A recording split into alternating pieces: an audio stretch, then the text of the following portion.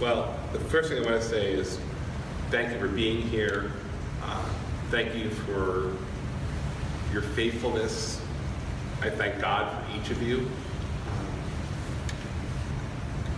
You're always, without intending to be understood, but always been an inspiration to me. The most important thing I can say to begin with is, I'll never know your pain. But as with many of you, I've been honored to journey with you, at least a part of the way, in that pain. And what I've learned from you is, the loss of a child, any loss really, is a torturous journey.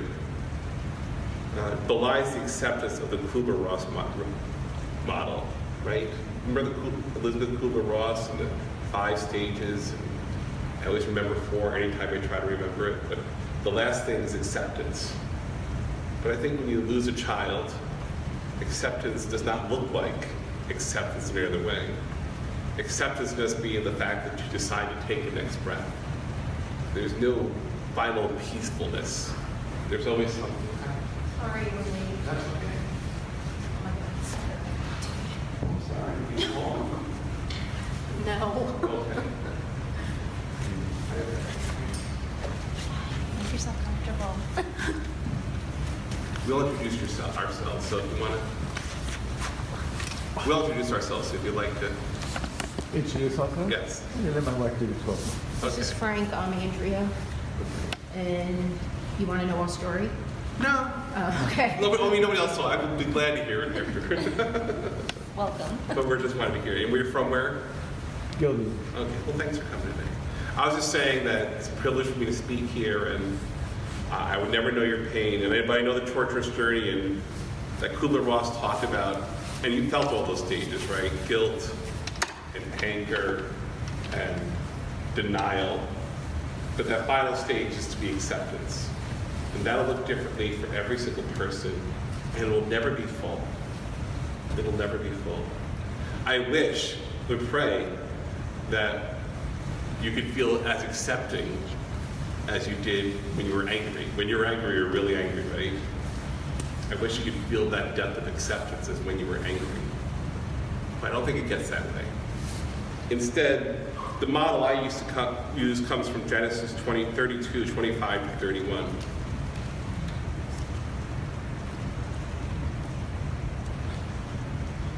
This is about the story of Jacob. Jacob was left there alone. Then some man, turns out to be an angel, turns out to be God, wrestled with him until the break of dawn. When the man saw that he could not prevail over him, he struck Jacob's hip at his socket, so that the hip socket was wrenched as they wrestled. The man said to him, "Let me go, for it is daybreak." But Jacob said, "I will not let you go until you bless me." "What is your name?" the man asked. He answered, "Jacob." Then the man said, "You shall no longer be spoken of as Jacob, but as Israel, because you have contended with the vine and human beings and have prevailed." Jacob then asked him, "Do tell me your name, please." He answered, "Why should you want to know my name?" With that, he bade him farewell. Jacob named the place Peniel, because I have seen God face to face, and yet my life has been spared. I think that's an apt analogy for what you had. The struggle. The struggle in hurt, in loss, and in pain. And then kind of that demand for God's blessing. That shaking of the fist and saying why, and asking for God to be with you. Each one of you might be at various stages in the midst of that struggle. But it's the healthiest thing you can do is to struggle. It's far healthier to struggle, for example, than to surrender. The parents I've worked with, the people who have suffered such great loss, I've worked with, they hang in there. That's the key, right? They hang in there with God. And it is, how do you prevail over God? It would seem impossible. You hang in with God, you prevail over God because you just hung in there. You stayed there. You did not let God have that faithfulness disappear. My friend Amy being Collie, I don't know if anybody's read this book. I can't say it out loud in church. But it's a wonderful, wonderful book. And it really depicts her struggle to survive after her husband's suicide with my friend Chris. And she had this wonderful list as a widow. What follows is an itemized list of the things that I'm not putting quotes around them because they are coincidentally the things I'm most often told that I am. Strong, amazing, inspiring, incredible, so strong, so amazing, so inspiring, so incredible, so amazingly strong, so amazingly inspiring, so amazingly incredible, so incredibly strong, so incredibly amazing, so incredibly inspiring, so incredibly amazing, incredibly strong and inspiring, so extrapolating. And she says, I don't know how to do it. That is not how she feels. She doesn't feel like heroic in her struggle. She doesn't know what she felt, like she didn't know what she was doing. And all the people were praising her, and she was just feel like she was walking blindly forward. But I guess forward really counts for a lot. You are a sign of God's grace, even if I don't call you amazing and strong and incredible. You're a sign of God's grace, not because you feel that this is okay, not because you've come to a place of perfect acceptance or peacefulness. You're a sign of God's grace because you got up this morning. Because at some point, you decided you could move forward. You could try. And wasn't that a miracle at the time? How did I get up? How did I move on? How did I lose this and still be myself? You're a miracle of God's grace because you keep loving. You're a miracle because you're here with your soul brothers and sisters, still working, still trying. Grace works. Grace is apparent no matter how angry you might be at God, how disconsolate you are with God, no matter what your relationship with God. After all, our relationship with God is exactly that. It's a relationship. And if you've been in a relationship, how many feelings does that entail? It entails closeness and love and friendship. It entails alienation, hurt, and forgiveness. It entails all those things. And so if your relationship with God in the midst of pain sounds like that, it's still a relationship. Think about all the earthly characters of the Old Testament who tested God. Moses, Gideon, who was the meanest, they said the meanest person, the meanest family of all the tribe. And he was chosen to be the general of the army. And then, having had God try to convince him to prove himself 2 times before he'd take up the mantle of the army, decided to come up with his own plan and not follow God's plan.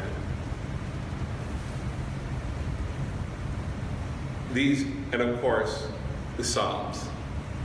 The Psalms are a source of incredible consolation, I think. The Psalms don't lie. There is no pietistic, it's all going to be okay kind of thing in the Psalms. What the Psalms do is the Psalms name pain and ask, where are you, God? And yes, they will have a final affirmation of their faith in God, but those feelings that you feel in the Psalms, they are all the feelings of, where are you? Most of the Psalms were like that. None more so than the famous Psalm 22. It is the psalm that Jesus quotes from the cross.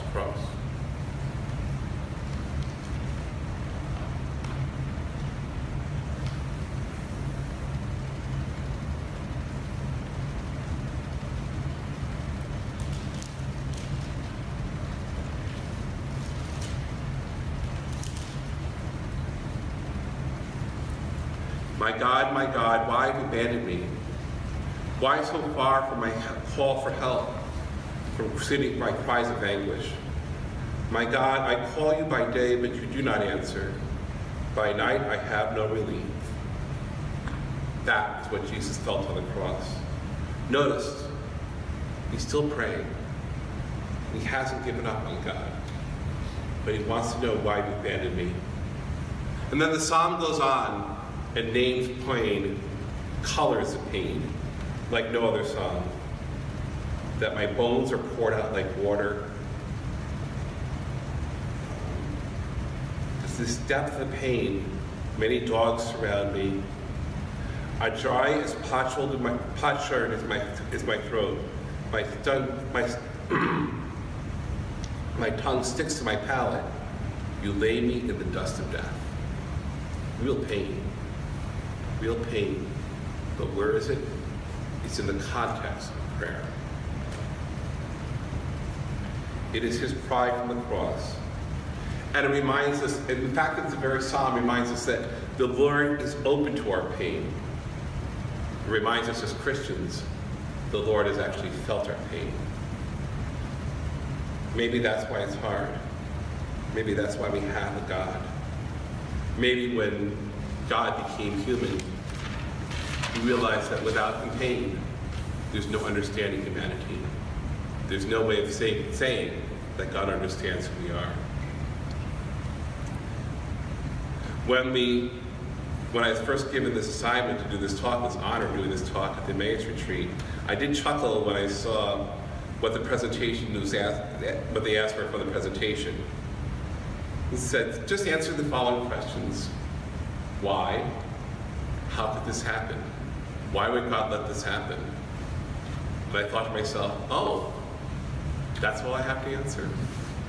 These are questions that everybody is. Everybody carries with them. And why is the first among them?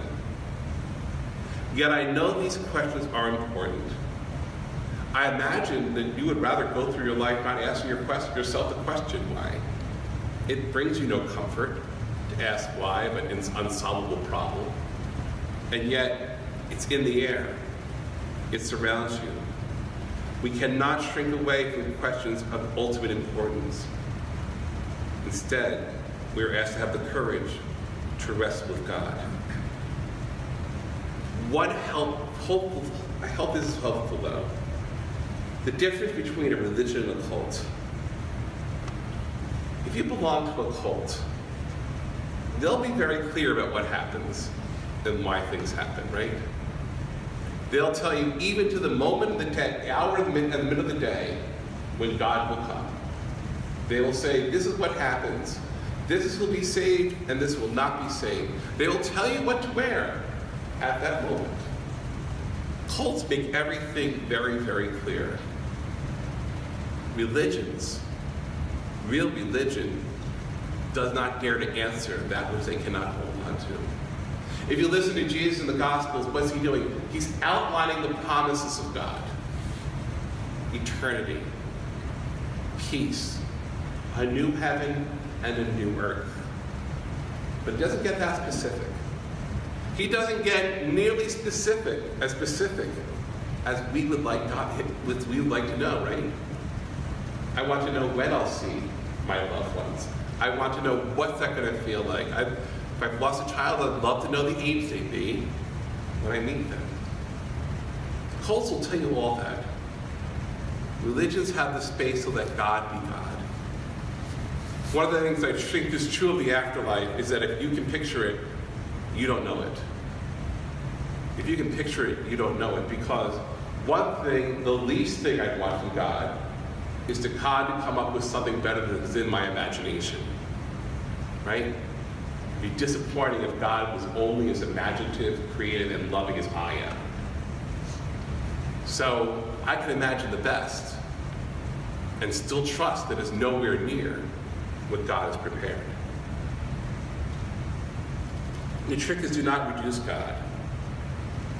So when I tell this story, it's a story of a loving God in the midst of pain. I was warned when I first did this talk also that grieving parents don't want to hear a long-winded theological treatise, which makes you like every single other person in the world. So that's what you're not going to get. This is what you get. How does this happen? How does this happen? And we got to go back to the first basic building block of life. Life comes from love. After all, isn't that why you're here? Because you love someone? You know what love implies? The greatest pleasure in your life, the greatest pain in your life, the greatest fears in your life, and the greatest hopes of your life, the greatest heat and the greatest chill, salvation and heartbreak. All these things, love, and I believe love alone, is able to accomplish. And it is not a generalized love that brings you here. No, this is not something we can just say, I feel a pang for humankind because someone is lost. No, this is love that tears at us. We understand the depth of love, the depth of loss, because that is the depth of love. It reveals the fullness of our love by the way that it tears our marrow. So let's start at the beginning. This world was created out of love. God is love, and God could not create anything else but love. Could not create anything outside of love. It's all the material he had to work with. And when he created, what did he say? He said that it was good. And then he came to the crown of creation. By the way, the only reason God would create is love. Right? God was God. God was love, is love. The Trinity exists before all this. Creation is a way of letting that love pour out and allowing us to experience loving God back, which is our greatest level, our greatest height. The crown of creation then becomes humanity. And what's different about humanity than everything else? We are made in the image of God. What does that mean? We're not old white men with a beard, if that's your image of God. We're not all-powerful, if that's your image of God. We are both spirit, we are not all spirit, if that's your image of God. There's only one way that we can be somehow the image of God. And that's that most divine thing that we can do. What St. Paul this last weekend called the greatest of all gifts, the gift of love. The marrow of humanity is to reflect back the life, the love of God. The marrow of humanity is to reflect back the love of God. But this greatest gift, this most defining thing, it comes with a cost. And that cost is freedom. Because there's no love without freedom. You can force many things in this world. You can enforce obedience. You can enforce fear. You can force following. You can make people follow you. But you can't force love. The song is wrong. You made me love you. There's no such thing. Indeed, there is no love without freedom. It's the reason that we are not zombies following God's will and freedom. It's the reason we have it's the reason why we have free will. And the free will, the loving choice, is to make a choice for God, is to make a choice for love. That is our glory. That is our best. And unless it's a choice, it can't be love. That's the most beautiful thing we have. But here's the cost. Once we have an ability to choose, we have the ability to make a bad choice, right? Once you can choose, you can choose away from love. Once you can choose away from God. And that's how sin enters the world. And that's why the story of Adam and Eve is perfectly emblematic of all that we can talk about. What happens there? Well, there's the very seductive temptation of Eve. What does Satan use?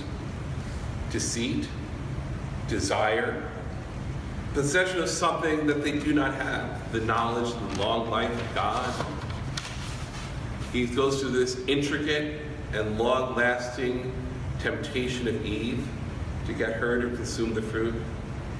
And then Eve just shows the fruit to Adam, and Adam just eats it. Men. But something happened there. Sin comes into the world through all of those measures. Sin comes in through the desire to be God, which was what Adam and Eve proved. And every sin's got a little bit of that in there. It still exists. When we want more than we have, we steal. We want it quicker than when God would give it. We cheat and we lie. If we think that we are better than someone else and have not gotten the praise or the advancement we deserve, we hurt, we gossip, and we judge. And those are natural things. Those are human things. But with that, we're not ordered to love. We're not necessarily the object of God's love and what God has created us for. The universe kind of wobbles. We're disconnected from love. Other things enter in. And the opposite of love and life is sin and death. When death takes its way, it will not be denied once we let it in. It comes slow. It comes fast. It is sudden. It is lingering. It is painful. It happens to the young. It happens to the old. It happens through disease. It happens through violence. It happens through all these outcomes. And why does God not prevent this? Why does God not stop this? But how could he do that without nullifying our choice? Without allowing not just our choice, but the choices of others? And this sucks. This absolutely sucks. It's the pit of our despair. It is what is, but it's a pit of humanity's own digging. I think, and it's humanity's doing, not a human being's doing. When things get disordered, it's something we've all contributed to. That's how sin and death entered the world. But our God does not stand idly by, shrugging off our loss and our pain. God does not insulate pain. God fights it. Because God made a choice for us. He always chose love to be our destiny. He always chose life to be our destiny. That's why we have the 10 Commandments, so we don't war with each other. That's why he sent prophets to say, be loyal to God. And by the way, look out for those who are most vulnerable, for those who most feel the crushing edge of the hurt of the world. That's why he had Israel, a chosen people he could raise up as a sign to the rest of the world. And finally, for us Christians, in an ultimate and final way, in a complete way, he gave us Jesus Christ. And one thing you should know about Jesus Christ is he hated death. He hates what you hate. This is from the raising of Lazarus in John's Gospel, the 11th chapter.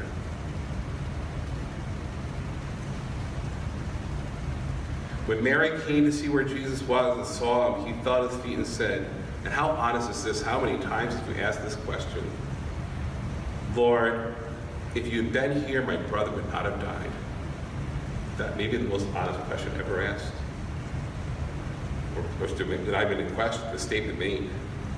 When Jesus saw her weeping and the Jews had come with her weeping, he became perturbed and deeply troubled. And then, of course, he raised from the dead.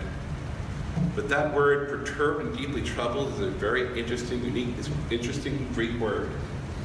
It's said that he snorted in anger, like a physical convulsion of a word in anger. It isn't that he doesn't think Lazarus is God. He knows Lazarus is going to be alive in a few hours. He has seen his enemy face to face in death.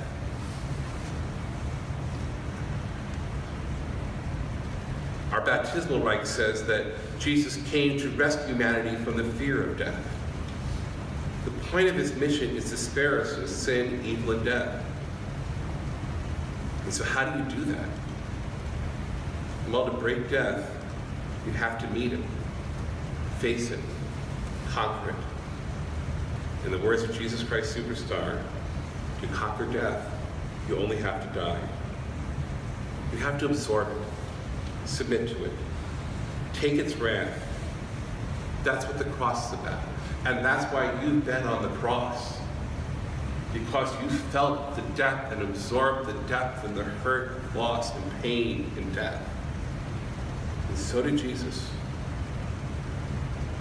And then, when you've done it, when you've taken its worst, you must rise above it. To take all that death has to offer. And what a death he suffered. A nightmare of a death. And literally he rose in glory as a promise to all. That his story did not end there as a promise that your child, you're the person you've lost. That story does not end there as well. It could not. Because if free will allows death to flourish, then Easter has a final say. At the end, the choice is God's. The choice is for life as it always was. The choice is for love as it always was. The choice is for a realm beyond pain and death, a perfection where we have all purified, raised in the resurrection is the promise that the death's ultimate power has been broken, and it is not an ultimate power. As complete as the feeling of death is, we do not believe it has ultimate power. That God has ultimate power. That God has providence. That God has hope. That God has something better. That God will not allow us to submit to humanity's golden choices, but God will raise us up. God is the enemy. God has defeated the enemy of original peace and love.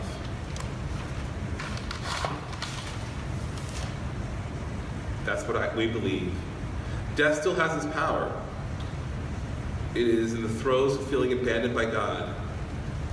There's a pastor in Nazi Germany who famously said a prayer as he saw more Jews being carted away during the Holocaust and said, "Lord, how can you do this to your own people, your chosen people? What does it feel like?" And he heard in his prayer, "It feels like when they took away my son." It feels exactly like that. That's why the example for us of Jesus and Mary is so important. To feel abandoned by God, but with a reluctant hope. Hope that does not die in us, despite all the darkness, all the fear, and all the loss.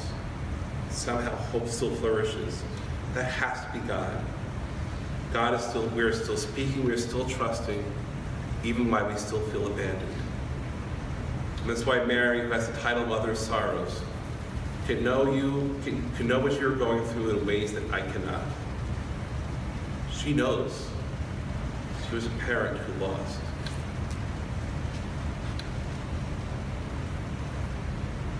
Jesus died a death so crude, so familiar also, that everyone in the world would feel that they were a part of it. That no one could say, God doesn't get me. God doesn't understand my loss. Because this loss was real and painful and wrong and unjust and disordered. We feel that in every single loss, don't we? And it's emblazoned in the loss of Jesus on the cross. It's proof that feeling abandoned is not without God. It's actually part of our relationship with God. God is present in that absence. God could be your punching bag, your cry, your hope, your peace, your consolation, your anger. God is big enough to be all those things at once. And I bet you felt every single one of those things, right? That's okay. You do not have to make a choice about who God is right now. God is all these things. Let God be the God you need right now. For God can only respond in love. Once again, It's the only material he has to work with. So through your sorrow, your conflicting emotions, your hurt and your hope, I hope that you'll believe that God did not will death, but defeats it. That's a big difference, right? God does not will death, but defeats it. I hate the saying that everything happens for a reason. You know, a lot of people rely on that. But there's no reason good enough. There's no reason good enough for this kind of loss. Now, that doesn't mean things don't come out of it. I'm a better priest because I lost both my parents. My dad while I was in seminary. My mom, my first year as pastor here 12 years ago. I know that I'm able to relate to people better. I'm able to give this talk better than I would if I hadn't had that pain and that loss. But no offense, I'd rather not be doing this and have my mom and my dad, right? And you'll find there are things that you've grown in. You'll find that your faith is made of hardier and harder stuff for the loss that you've had. And it doesn't justify it, and it's not the reason you have it, but God is still able to squeeze gold out of dross. God still can make good things happen because grace is always effective until there's finally a reclamation, a time of perfect happiness.